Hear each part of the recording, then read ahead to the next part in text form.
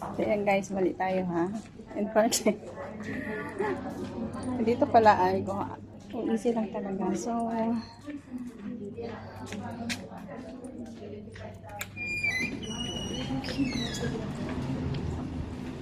fourth floor pala guys ang para sa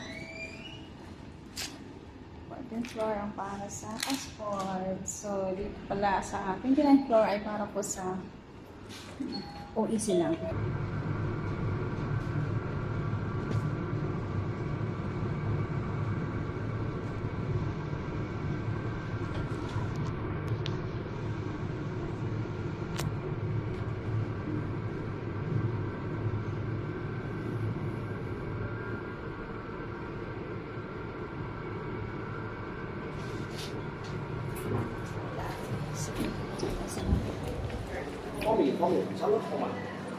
So, baba tayo guys.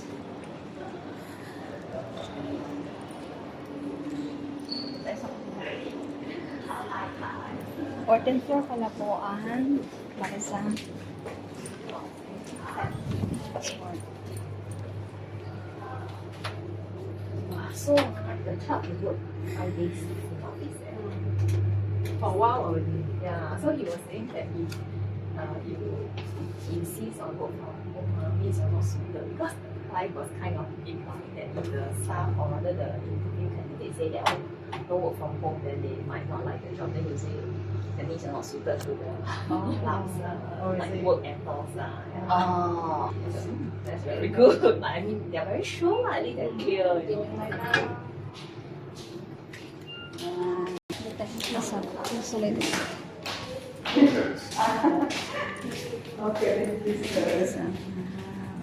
Consulate. Consulate.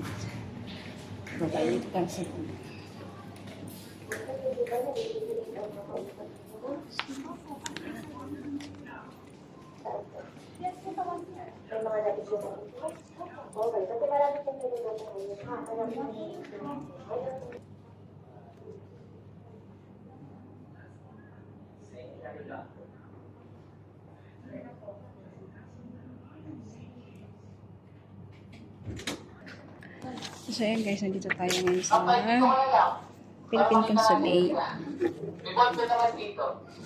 Tayo ay magpipill up ng ating kasi guys, mag-ano tayo ng passport natin kasi wala na siyang space. So hindi pa siya expired pero wala na pong espasyo. So gusto ko din po mag-ano ng ating sa Comelec, gusto ko rin guys bumoto dito. So try natin. Yes. So guys, pag mag-ano po kayo ng passport guys, mag-renew, dito po siya sa Admiralty Station guys. So pupunta lang po kayo ng second floor ba? Third floor ata I think so. So sakay kayo ng elevator guys, twice kayo sasakay, and then hanapin nyo lang po yung 14th floor na elevator guys. Tapos ang sakay nyo, baba kayo ng 14th floor. Yan, kasi ang una kong pinuntahan po ay ang pinuntahan ko una guys ay 29th floor. So ang 29th floor guys ay para lang sa OEC. So mali tayo. Tanong ako doon.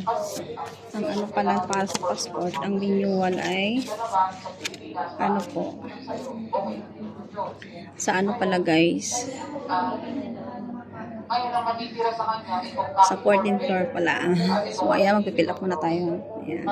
So update ko po kayo guys pagkatapos natin mag-fill up.